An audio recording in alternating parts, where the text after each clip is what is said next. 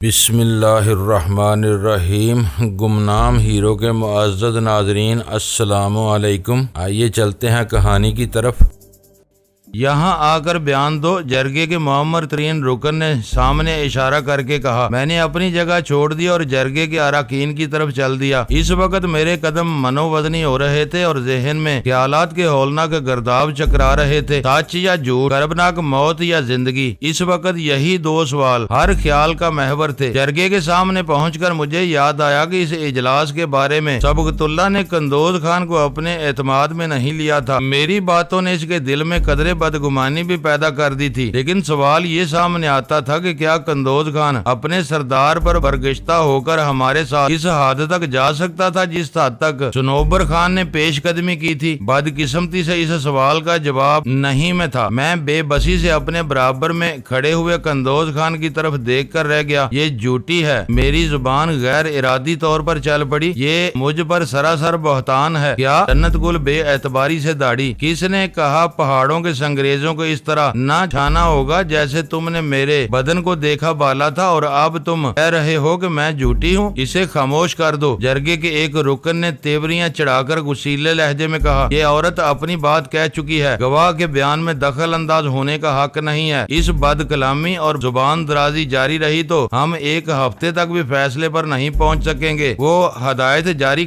ہوتے ہی ایک شنگاری بجلی کی تیزی سے اپنی جگہ سے اٹھا اور جنت گل کی طرف دوڑ پڑا۔ جنت گل کے جارحانہ تیور بانپ لیے۔ اس وقت قندوز خان میرے ساتھ کھڑا ہوا ترجمانی کر رہا تھا، اس لیے جنت گل کو یہ معلوم نہیں کہ جرگے کی طرف سے کیا حکم صادر کیا گیا تھا، لیکن اس کی چھٹی حص پوری طرح کام کر رہی تھی۔ اس نے اپنی طرف آنے والے تیز رفتار شنگاری سے خوفزدہ ہو کر وسیع و عریض دربار حال کے ایک حصے کی طرف دوڑ لگانے کی بجائے اپنی جگہ پر حملہ کرنے کا انداز اختیار کر لیا۔ وحشی شنگاری اپنی طاقت اور بھاری جسامت کے زوم میں اس شکاری عقاب کی طرح بڑھتا ہوا جو فضا میں غوطہ مار کر اپنے سینے کی ایک ہی کاری ضرب سے اپنے شکار کو نیم مردہ کر کے پنجوں میں دبوچ لیتا ہے۔ پھر جو کچھ ہوا وہ کسی کے وہم و گمان میں بھی نہیں تھا۔ وہ شنگاری جنت گل سے ذرا ہی دور تھا کہ وہ اپنے قدموں پر ہوا میں اچھلی اور اس کے پیروں کا رخ شنگاری کی طرف ہو گیا۔ وہ اڑتی ہوئی آئی، کچھ اس کی رفتار اور پھر شنگاری کے دیو ہیکل وجود کی رفتار۔ جنت گل کی لاتیں ایک دھماکے کے ساتھ اس شنگاری کے سینے پر پڑیں اور وہ بری طرح ڈکراتا ہوا قالین پر ڈھیر ہو گیا۔ جنت گل نے ہتھیلیاں ٹیک کر اپنا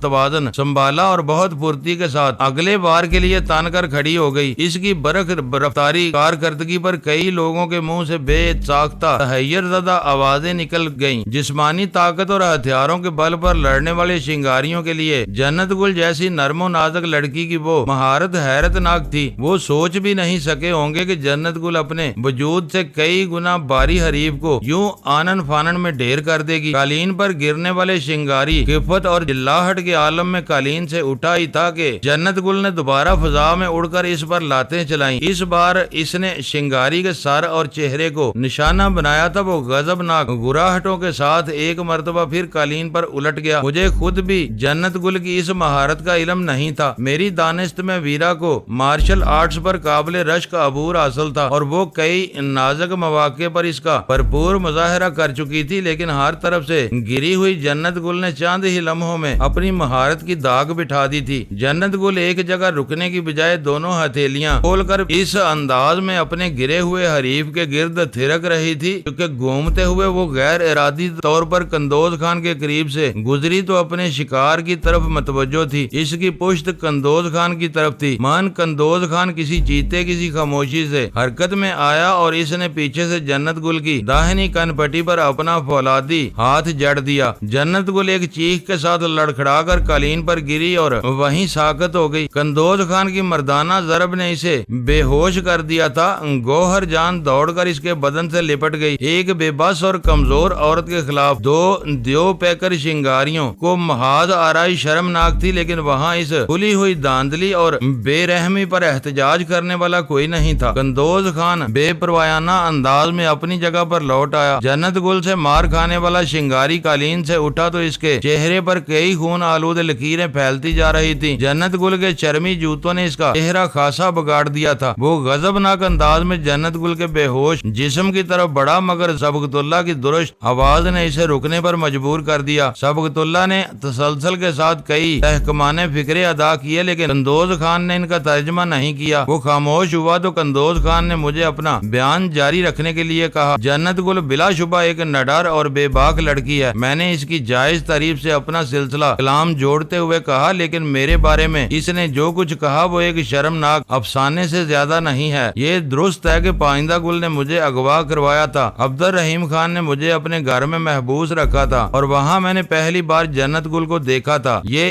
اسی گھر میں چھوٹے خان کے ساتھ رہتی تھی۔ میں الگ کمرے میں بند رہتا تھا۔ چند ملاقاتوں کے علاوہ ہمارے درمیان کوئی دوسرا رشتہ یا تعلق موجود نہیں تھا۔ وہ کسی شنگاری یا بادرانی کی عزت عورت بننے سے مر جانا بہتر سمجھتی ہے، اس لیے اس نے ایسی کہانی تراشی ہے جس کا نتیجہ اس کی موت کی صورت میں نکلے۔ اگر وہ عبد الرحیم خان کے ساتھ رہتی تھی تو پھر اس نے اس کا خون کیوں کیا؟ کہا جاتا ہے کہ جنت گل نے وہ خون تمہاری موجودگی میں کیا تھا۔ جرگے کی طرف سے سوال کیا گیا۔ جنت گل بے ہوش تھی اور اس کی طرف سے میرے بیان میں مداخلت کا کوئی خطرہ نہیں تھا، اس لیے میں نے اختصار کی نیت سے کہا، قتل میری موجودگی میں ضرور ہوا مگر میرے سامنے نہیں ہوا۔ میں اپنے کمرے میں بند تھا۔ میں نے ان دونوں کے زور زور سے بولنے کی آوازیں سنی تھی۔ شاید وہ کسی بات پر لڑ رہے تھے، لیکن ان کی بولی میری سمجھ سے باہر تھی۔ پھر ایک فائر اور چیخ کی آواز آئی، کوئی فرش پر گرا۔ اس کے بعد سناٹا ہو گیا۔ تھوڑی دیر بعد جنت گل میرے کمرے کا تالا کھول کر بتایا کہ عبد الرحیم خان مر چکا تھا، وہ فلیٹ سے فرار ہو رہی تھی۔ اس نے مجھے بھی آزاد کر دیا اور میں وہاں سے نکل کھڑا ہوا۔ ہو سکتا ہے کہ جنت گل نے چھوٹے خان کو مارا ہو، یہ بھی ہو سکتا ہے کہ اس کا کوئی ساتھی پہلے ہی چھوٹے خان کو مار کر میری لا علمی میں بھاگ نکلا ہو۔ میں اس بارے میں کچھ نہیں جانتا۔ تم یرغمالی بنائے گئے تو قصہ کچھ اور تھا۔ جرگے کی طرف سے اگلا سوال کیا گیا، تم بھاگے یا تمہیں چھوڑا گیا؟ وہ قصہ وہیں نمٹ گیا تھا۔ پھر تمہیں دوبارہ اغوا کر کے یہاں لانے کی کیا ضرورت پیش آئی؟ یہ سردار سبقت اللہ کو معلوم ہے، وہ ہمیں لانے والوں کا سرخیل تھا۔ میں نے کہا، سردار فریق نہیں بنایا جا سکتا۔ سوال تم سے کیا گیا ہے، اس کا جواب تم ہی دو گے۔ پائندہ گل چاہتا تھا کہ میں جنت گل کو تلاش کر کے گالان لانے میں اس کی مدد کروں۔ کیوں؟ جرگے کے ایک رکن نے اس باریک نقطے کو پکڑ لیا تھا اور مجھے وحشت ہونے لگی تھی۔ وہ جنت گل سے اپنے بھانجے کے خون کا بدلہ لینا چاہتا تھا۔ اسے یقین تھا کہ چھوٹے خان کو جنت گل نے مارا ہے۔ کیا یہ کام وہ اپنے آدمیوں سے نہیں لے سکتا تھا؟ مجھ سے وہ چبھتا ہوا سوال پوچھا گیا، اس کا جواب وہی دے سکتا تھا۔ اس نے بتایا تھا کہ شنگاری دور سے پہچان لیے جاتے ہیں، اس لیے وہ جنت گل تک پہنچنے میں کامیاب نہیں ہو سکیں گے۔ میں آسانی سے اسے گھیر لوں گا۔ تم ہی کیوں؟ اس کام کے لیے کابل میں کرائے کے آدمی مل سکتے تھے۔ تم لوگوں کو کس مقصد کے لیے سینکڑوں میل دور سے اٹھا کر لایا گیا تھا؟ پائندہ گل نے تم سے تخلیے میں کیا راز و نیاز کیے تھے؟ جرگے کے اس رکن نے مجھے سخت امتحان میں ڈال دیا تھا۔ سبقت اللہ نے میرے ساتھ جو کچھ طے کیا تھا، بات ان حدود سے تجاوز کر رہی تھی۔ جنت گل کے بارے میں فیصلہ کرنے کے لیے وہ سوال کلیدی اہمیت رکھتا تھا اور مجھے علم نہیں تھا کہ سبقت اللہ جواب میں میری زبان سے کیا سننا پسند کرے گا۔ چند ثانیوں کے لیے میرا ذہن چکرا کر رہ گیا تھا کہ کیا کہوں کیا نہ کہوں۔ میں ایک بنیادی جھوٹ بول چکا تھا، اب اسے نبھانے کی باری تھی۔ میرے سامنے صرف ایک بات واضح تھی کہ سردار سبقت اللہ ہر قیمت پر جنت گل کو زندہ رکھ کر ارسلان خان کی بیوی بنانا چاہتا تھا، اور یہ اسی وقت ممکن تھا جب جنت گل کا دامن بالکل بے داغ ثابت ہوتا۔ اگر میں یہ اعتراف کر لیتا کہ پائندہ گل نے بھی اسی کہانی پر بات کی تھی جسے میں جھوٹ قرار دے چکا تھا، تو میرا وہ جواب کہ جنت گل نے کسی بادرانی کی بیوی بننے سے بچنے کے لیے موت کے راستے کا انتخاب کیا تھا غلط ثابت ہو جاتا۔ جرگے کو یقین ہو جاتا کہ جنت گل نے وہ کہانی فی البدی نہیں تراشی تھی، بلکہ اس کی کچھ نہ کچھ بنیاد تھی، اور پائندہ گل کو بھی ان قصوں کی سنگن مل چکی تھی۔ وہ بات طے ہو جانے کے بعد جنت گل کو الزام سے بچانا ناممکن ہو جاتا اور جنت گل کے ساتھ ہی ہم چاروں کی جانیں بھی خطرے میں پڑ جاتی۔ میری خاموشی سے سبقت اللہ نے میری الجھن بانپ لی۔ اس نے کہا، اس وقت جرگے کے سامنے جنت گل کی پارسائی کا معاملہ درپیش ہے۔ شاید اسی مقصد کے لیے اب ہم نے بھٹکنا شروع کر دیا ہے۔ میرا ہر سوال بہت اہم ہے۔ مجھے باندھ راستے پر لانے والے رکن نے قدرے برہمی سے کہا، ڈینی کہہ چکا ہے کہ جنت گل سردار سبقت اللہ کے ارادوں سے واقف ہونے کے بعد مرنے مارنے کا ارادہ کر کے ایک کہانی گڑھ لی ہے۔ اگر پائندہ گل کی زندگی میں سوال اٹھایا گیا تھا تو گواہ جھوٹا ثابت ہو جاتا ہے۔ وہ انہی خطوط پر سوچ رہا تھا جو مجھے خوف زدہ کر رہے تھے۔ فلک شیر خان جرگے میں سے ایک اور آواز ابری، سردار سبقت اللہ کا خیال درست ہے، تم معاملہ سلجھانے کی بجائے الجھانے کی کوشش کر رہے ہو۔ اگر جنت گل بدکار ہوتی تو بھی پائندہ گل کو کیسے پتا چل سکتا تھا کہ ایسی کوئی بات ہوئی ہے؟ خود سر اور ضدی آدمی تھا، ذرا سی بات کو انا کا مسئلہ بنا لیتا تھا۔ ہو سکتا ہے کہ ان چاروں کو یہاں لانے میں بھی اس کی ایسی ہی کوئی ضد کار فرما رہی ہو۔ یہ فلک شیر خان پر الزام ہے۔ جرگے سے اٹھنے والی تیسری آواز سے برہمی مترشہ تھی فلک شیر کی پائندہ گل سے گہری دوستی تھی تو اس سے کڑوی باز پرس کرنے کا حق نہیں چھینا جا سکتا۔ جرگے کے ہر رکن کو اپنی اپنی ثواب دید کے مطابق حقیقت کا کھوج لگانے کا پورا اختیار ہے، اس کی زبان بندی نہیں کی جا سکتی۔ زہریلی باتیں مت کرو ورنہ یہاں لاشیں گر جائیں گی۔ جرگے میں سے ایک شخص جوش میں آ کر اٹھ کھڑا ہوا، ہمیں جلد از جلد کوئی فیصلہ کرنا ہے۔ جرگے کا ہر آدمی فلک شیر خان کی طرح بال کی کھال نکالتا رہا تو ہمیں کہیں کے نہیں رہیں گے۔ یہ زبان بندی نہیں، عقل مندی کی راہ ہے جس پر چلنا سب کا فرض ہے۔ پھر بہت سے اراکین ایک ساتھ بولنے لگے اور تقریباً سب اپنی اپنی جگہوں سے اٹھ کھڑے ہوئے۔ ان کے لہجوں میں تیزی اور وہ اونچی آوازوں میں بول رہے تھے۔ فضا بہت خطرناک ہو چکی تھی۔ جنت گل اس وقت بھی بے ہوش پڑی ہوئی تھی۔ اس کی ماں اسے کھینچ کر ایک کونے میں لے گئی تھی اور اس کا سر اپنے زانوں پر رکھ کر ہولے ہولے سہلا رہی تھی۔ کسی نے بھی گوہر جان کو روکنے یا ٹوکنے کی ضرورت محسوس نہیں کی تھی۔ اس کے چہرے سے ماں کا کرب جھلک رہا تھا اور پر امید نگاہیں اپنی بیٹی کے چہرے پر مرکوز تھیں۔ ادھر جرگے کے اراکین میں تلخ کلامی بڑھتی ہی چلی گئی۔ غسیلے معززین نے اپنے بدر پر سجے ہوئے آتشی ہتھیار اپنے ہاتھوں میں لے لیے۔ رفتہ رفتہ اس تکرار نے چیخو پکار یا شاید گالم گلوچ کی صورت اختیار کر لی۔ پھر اچانک ہی کسی نے مشتعل ہو کر ہوائی فائر کر دیے۔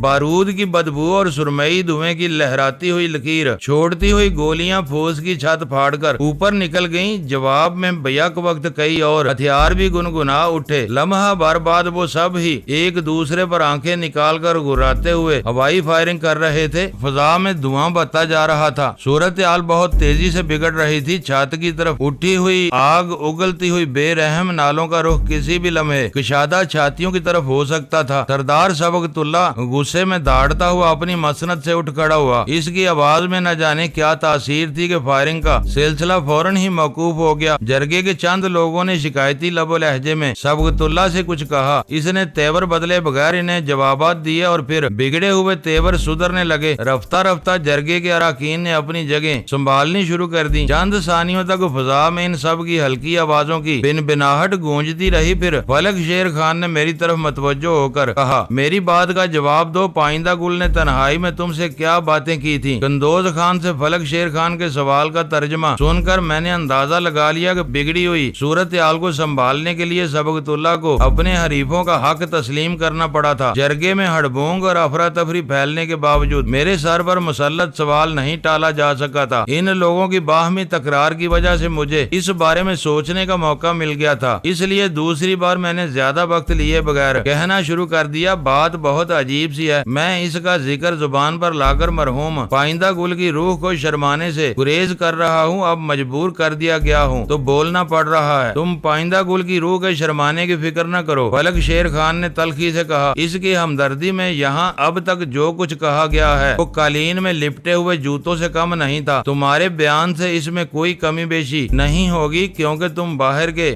باسی ہو، تم بے فکر ہو کر اپنی بات کہہ جاؤ۔ سبقت اللہ نے اپنی مسند پر پہلو بدل کر زور سے کھنکارا۔ میں نے لمحہ بھر کے لیے اس کی طرف گردن گھمائی تو وہ اپنی دونوں مٹھیاں بینچے چھات میں پیدا ہو جانے والے شگافوں کو گور رہا تھا۔ وہ چاہتا تھا کہ میں جنت گل کو تلاش کر کے گالان لاؤں اور پھر اس سے شادی کرنے کا دعوے دار بن جاؤں۔ میرے وہ الفاظ ہر ایک کے لیے دھماکہ خیز ثابت ہوئے اور وہاں ایک بار پھر تہیہ زدہ سرگوشیاں پھیلنے لگی۔ سردار سبقت اللہ بھی شدید حیرت اور بے یقینی سے میری طرف دیکھ رہا تھا۔ اس کے چہرے پر جلاہٹ اور تشویش کے بجائے فتح مندانہ سی مسکراہٹ ناچنے لگی تھی۔ وہ جنت گل کو ہلاک کر کے اس سے چھوٹے خان کے خون کا بدلہ لینا چاہتا تھا اور تم کہہ رہے ہو کہ وہ تمہاری اور جنت گل کی شادی کا آرزو مند تھا۔ تم یہ کیا بک رہے ہو فلک شیر خان؟ یہ بات کوئی نہیں سمجھ سکتا۔ سکے گا، اسی لیے میں نے اپنی زبان بند رکھی ہوئی تھی۔ میں نے متاسفانہ لہجے میں کہا، اس نے مجھ سے کھل کر باتیں کی تھی۔ اس کے کرب کی ابتدا اس وقت ہوئی جب اس کو کمزور اور بوڑھا سمجھ کر گالان کی عورتوں نے چھوٹے خان کی میت پر گرے و ماتم کیا تھا۔ انہوں نے مرنے والے کو لوارث سمجھ کر پائندہ گل کی تذلیل کی تھی۔ وہ اپنی ساکھ بگڑنے پر افسردہ ہونے کے ساتھ ساتھ برہم بھی تھا۔ اس نے اپنی ساکھ بحال کیے بغیر اپنے اختیارات کے استعمال سے دستبردار ہو کر گوشہ نشینی اختیار کر لی تھی۔ اسے بری طرح احساس ہوا تھا کہ اپنی رعایا پر اس کی گرفت کمزور ہو گئی ہے۔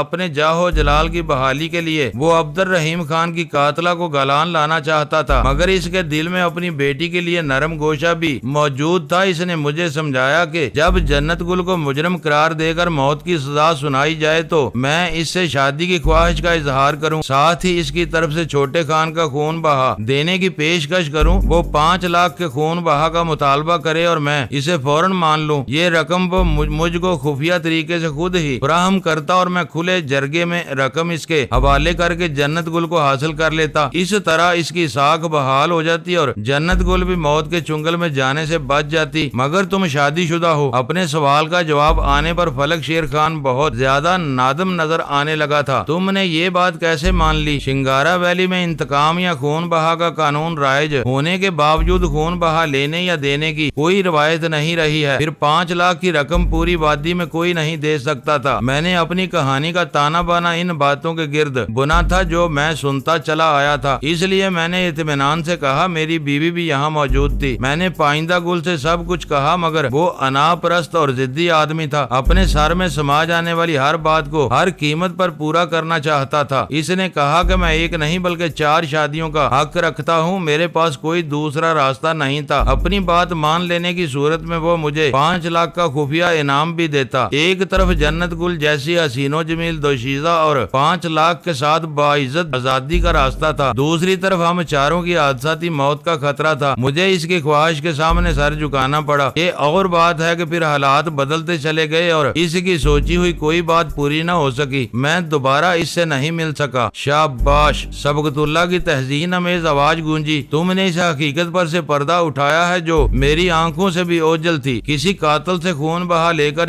پائندہ گل یہاں ایک خطرناک روایت کی داغ بیل ڈال دیتا، پیسے والے غریبوں کو پیس کر رکھ دیتے، جب چاہتے ان کے خون سے ہولی کھیلنی شروع کر دیتے اور مرنے والوں کے وارثوں کے منہ میں رقم دے مارتے۔ وہ ضدی اور انا پرستی نہیں، بلا کا مکار اور خود غرض بھی تھا۔ اس کی نسل فنا ہو رہی تھی اور وہ دوسروں کی نسلیں ختم کرنے کا بھیانک منصوبہ بنا رہا تھا۔ پھر وہ جرگے سے مخاطب ہو گیا۔ فلک شیر خان، تم نے اپنے دوست کے کرتوت سن لیے، تمہارا دل بھر گیا یا اب بھی دبی ہوئی چنگاریوں کو خریدنے کا ارادہ رکھتے ہو؟ مجھے پائندہ گل سے دوستی کا تانا نہ دو، فلک شیر خان نے شکست خوردہ آواز میں کہا۔ جرگے میں بیٹھنے کے بعد کوئی کسی کا دوست یا دشمن نہیں رہتا، وہ صرف منصب ہوتا ہے اور انصاف کے لیے سچائی کو تلاش کرنا اس کا فرض ہوتا ہے۔ میں نے اپنا فرض پورا کیا ہے، مجھے اس پر کوئی ملال نہیں ہے۔ تمہارا بیان ہو گیا، اپنی جگہ پر لوٹ جاؤ۔ جرگے کے معمر ترین رکن کی طرف سے میرے لیے ہدایت آئی اور میں اس کڑے امتحان میں سرخرو رہنے پر دل ہی دل میں خدا کا شکر ادا کرتا ہوا اپنی جگہ پر لوٹ آیا۔ اس بار قندوز خان نے میرا پیچھا کرنے کی بجائے سبقت اللہ کی مسند کا رخ کیا تھا۔ جنت گل کی ولدیت کا فیصلہ ہو چکا تھا۔ اس وقت جرگے کے ارکان سر جوڑ کر اس کی بے گناہی اور پاک بازی کے بارے میں کسی نتیجے پر پہنچنے کی کوشش کر رہے تھے، جبکہ جنت گل قندوز خان کی لگائی ہوئی وحشیانہ ضرب کے نتیجے میں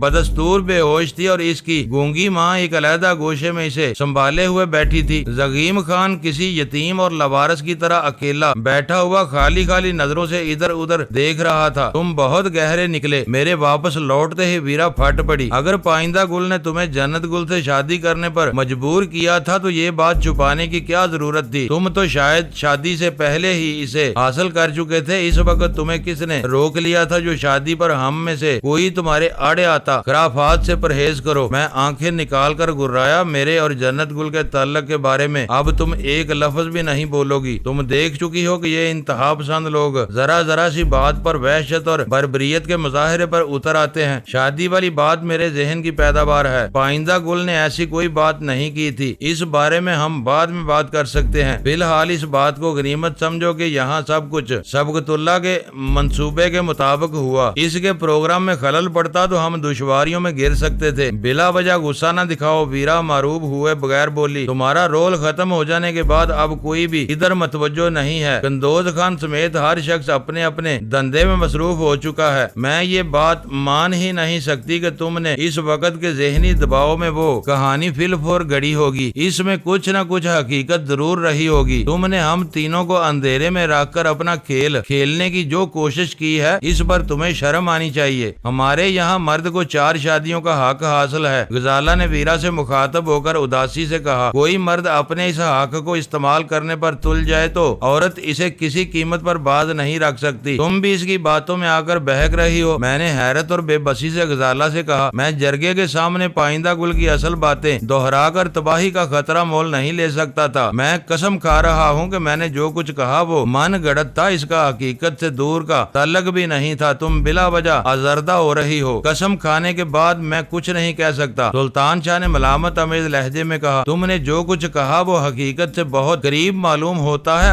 انا اور پدری محبت کی جنگ میں الجھ کر پائندہ گل صرف وہی فیصلہ کر سکتا تھا جو تم نے سنایا ہے۔ اس کہانی کی سچائی کا اس سے بڑا ثبوت کیا ہو سکتا ہے کہ جرگے کے اراکین بھی اسے تسلیم کرنے پر مجبور ہو گئے۔ خوشی کی بات یہ ہے کہ اب پائندہ گل کی جگہ سبقت اللہ مسرد نشین ہے اور وہ جنت گل کو ارسلہ خان کی بیوی بنانے پر تلا ہوا ہے، ورنہ واپسی کے سفر میں ہماری نفری میں اس کا اضافہ ہو سکتا تھا۔ تم پر لعنت ہو، میں دانت پیستے ہوئے بولا، پھر وہی راگ آلاپے جا رہے ہو، میں تمہارا سر توڑ دوں گا۔ تم دونوں مل کر غزالہ کو بھڑکانے کی کوشش کر رہے ہو، وہ میری بات سمجھ چکی ہے۔ مشکل یہ ہے کہ بعض اوقات تم پورے اعتماد کے ساتھ اتنا مدلل جھوٹ بولنے لگتے ہو کہ سچ اور جھوٹ میں تمیز کرنی دشوار ہو جاتی ہے۔ غزالہ نے پھیکی اور افسردہ مسکراہٹ کے ساتھ کہا، میں نے تمہاری قسم پر اعتبار کر لیا ہے، لیکن جنت گل 5 لاکھ کی انعامی رقم کے ساتھ میرے ذہن میں پنجے گاڑے بیٹھی ہے۔ تم ادھر کیا لینے آ رہی ہو؟ ویرا کی غسیلی آواز نے مجھے چونکا دیا۔ وہ زغیم خان کو گور رہی تھی جو اپنی جگہ چھوڑ کر ہماری طرف چلا آ رہا تھا۔ ہر قدم کے اس ساتھ اس کے چہرے کے نقوش بن اور بگڑ رہے تھے۔ میں اکیلا بیٹھا بیزار ہو رہا ہوں۔ گوہر جان اپنی بیٹی کی تیمارداری میں لگی ہوئی ہے۔ اجازت ہو تو میں بھی تمہارے پاس بیٹھ کر اپنے دل کا غبار ہلکا کر لوں۔ ہمارے دکھ کچھ ایک جیسے ہی معلوم ہوتے ہیں۔ وہ مسکین صورت بنا کر بولا، خبردار جو ہمیں اپنے ساتھ ملایا۔ سلطان شاہ گرایا، ہم میں سے کوئی جعلی باپ نہیں ہے۔ وہ آہستگی سے ہمارے ساتھ آ بیٹھا اور معذرت خواہانہ لہجے میں بولا، میرا یہ مقصد نہیں تھا، میرا اشارہ خسارے کی طرف تھا۔ ہم لوگوں کا مساوی نقصان ہوا ہے۔ ان ذلتوں اور صعوبتوں کے نتیجے میں کچھ بھی ہاتھ نہیں آ سکے گا۔ تم کس نقصان کا رونا رو رہے ہو؟ ویرا نے اس کی طرف دیکھتے ہوئے تن سے پوچھا۔ کابل میں مجھے جنت گل کی شادی کے عوض 5 لاکھ آسانی سے مل سکتے تھے۔ وہ یہاں رہ گئی تو میری رقم ماری جائے گی، اور تم تو پائندہ گل کے مرنے کے بعد انعام کی رقم سے محروم ہو ہی چکے ہو۔ اس نے بھی تم سے اتنی ہی رقم کا وعدہ کیا تھا۔ کیا یہ عجیب اتفاق نہیں ہے؟ اس کی آواز سے حسرت جھلک رہی تھی۔ تم لاولد اور زندگی کے آخری حصے میں پہنچے ہوئے ہو، تمہیں رقم کی ہوس کیوں ہے؟ سلطان شاہ نے پوچھا۔ رقم کی کسے ضرورت نہیں ہوتی؟ اس کی آواز بدستور حسرت زدہ تھی۔ کابل میں 10-5 ہزار کے بغیر آدمی عزت سے مر بھی نہیں سکتا۔ اچھا کفن ملتا ہے، نہ صاف ستھری قبر، بعد میں فاتحہ درود بھی نہیں ہوتا۔ رقم ہاتھ آ جاتی تو 1 لاکھ میں میری ٹانگ ٹھیک ہو سکتی تھی۔ جنت گل کسی کی بھی اولاد ہو، لیکن اسے میں نے پالا پوسا ہے۔ اب میں اپنے پروان چڑھائے ہوئے پودے کے ثمر سے بالکل محروم رہ جاؤں گا، وہ مجھ سے مفت میں چھین لی جائے گی۔ ہم نے سنا ہے کہ جنت گل کی تعلیم و تربیت کے لیے پائندہ گل تمہیں وظیفہ دیتا تھا۔ سلطان شاہ بولا، کون سا احسان کرتا تھا؟ وہ برا سا منہ بنا کر بولا، آخر وہ اسی کی اولاد تھی۔ دیکھ لو کہ میں نے وہ رقم برباد نہیں کی، اسے بہترین تعلیم دلائی، جنگی فنون کی تربیت دلائی۔ اس نے اپنے سے کئی گنا طاقتور شنگاری کو جو درگت بنائی، اس پر سب ہی انگشت بدنداں رہ گئے تھے۔ وہ بے غیرت ہی نہیں، ڈیٹ بھی تھا۔ شرم سے زمین میں گڑ جانے کی بجائے ایسے اطمینان اور بے تکلفی سے باتیں کر رہا تھا جیسے اس کی نظریں تلخ حقائق کو کوئی اہمیت ہی نہ ہو۔ میں کوشش کے باوجود خود کو اس سے بات کرنے پر آمادہ نہ کر سکا۔ مجھے اس کی صورت ہی سے خباثت ٹپکتی نظر آ رہی تھی۔ آخر کار جرگے کے سب سے بوڑھے شخص نے بولنا شروع کر دیا، ہم کسی فیصلے پر نہیں پہنچ سکے۔ سردار سبقت اللہ کا چہرہ یک لخت تاریک پڑ گیا۔ سفید بالوں والا کہہ رہا تھا،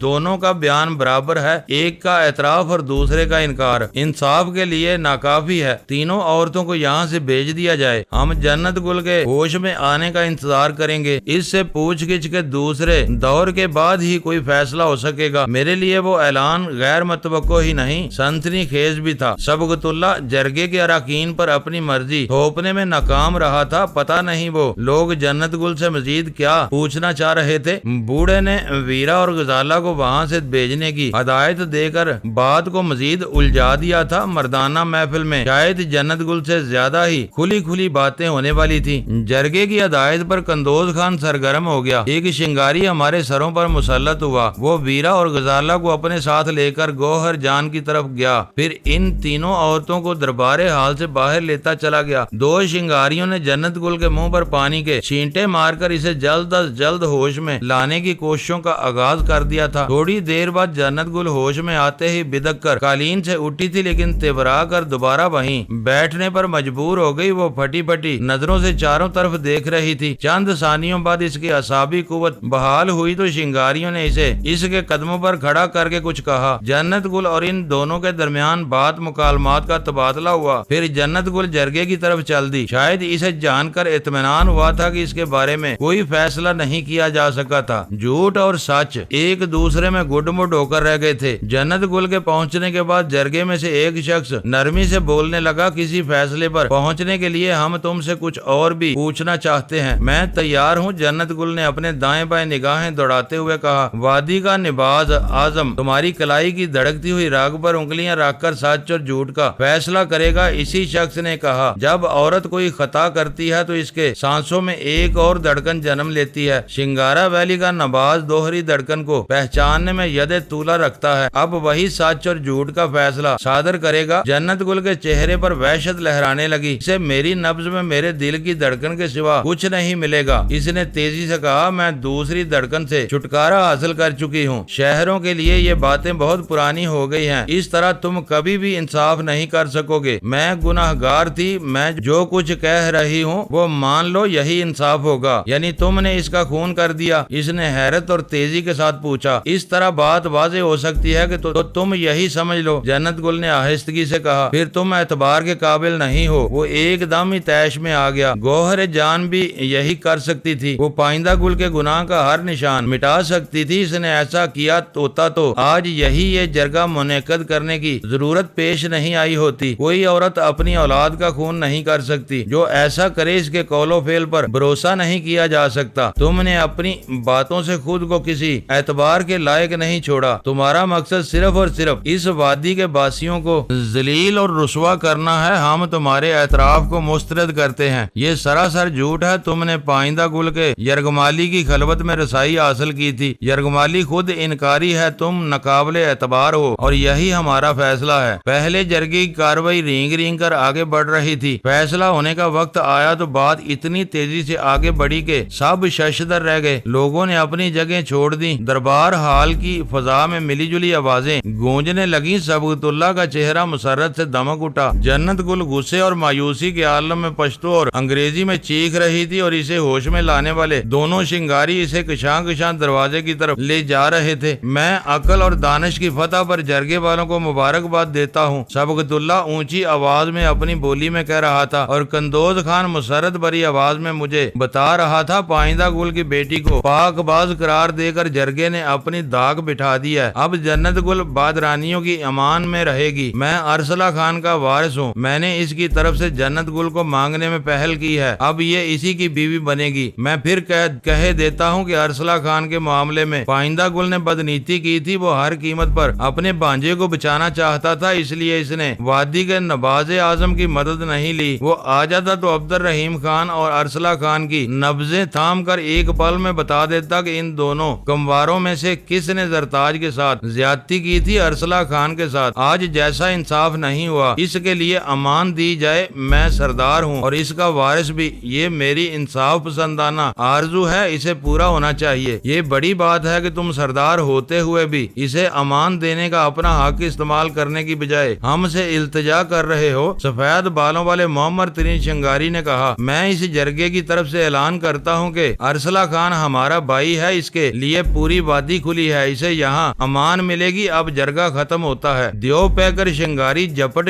کر ایک دوسرے سے بغل گر ہونے لگے۔ بہت سے لوگوں نے صبغت اللہ کو گھیر لیا اور قندوز خان ہم دونوں کو کو لے کر باہر چل دیا۔ سبقتاللہ کی دلی مراد پوری ہو جانے کے بعد وہاں ہماری کوئی ضرورت باقی نہیں رہی تھی، البتہ زغیم خان وہیں بیٹھا رہ گیا تھا۔ آج تم نے بازی بالکل الٹ دی، قندوز خان نے مہمان خانے کا راستہ اختیار کرتے ہوئے مسرت میں سرگوشیانہ آواز میں کہا۔ باہر آنے جانے والے شنگاری کئی دن سے کابل کی وہ کہانی سن رہے تھے جو آج جنت گل نے سنائی ہے، وہ دوسروں سے کچھ کہے بغیر۔ ہم سب شرمسار تھے، ہمیں گمان بھی نہیں تھا کہ جنت گل اتنا بڑا جھوٹ بول رہی ہوگی۔ آج تم نے ہر شنگاری کو فخر سے اپنا سر اونچا کرنے کا موقع دیا ہے۔ بادرانی تو آج خوشی میں شراب سے نہائیں گے، جنت گل ان کے قبیلے کو مل گئی ہے، یہ بہت بڑی بات ہے۔ پائندہ گل اور اس کے بڑے بادرانیوں کو اس قابل نہیں سمجھتے تھے، وہ دونوں جنت گل کو کہاں لے گئے ہیں؟ سلطان شاہ نے اس سے پوچھا۔ اب وہ بادرانیوں کی عزت ہے، وہ گالان کی بستی میں رہے گی، اسے لے جانے والے ارسلہ کے بھتیجے تھے، اور ہمارا کیا بنے گا؟ وہ قصہ نمٹنے کے بعد مجھے اپنی فکر لاحق ہو گئی تھی۔ تم نے بہت پامردی سے جرگے کا سامنا کر کے سچ بولا ہے، سردار سبقتاللہ تم سے خوش ہو گیا ہوگا۔ اب تمہیں تمہاری مرضی کے خلاف یہاں نہیں روکا جائے گا۔ تم جب بھی اس وادی کا رخ کرو گے، یہاں کے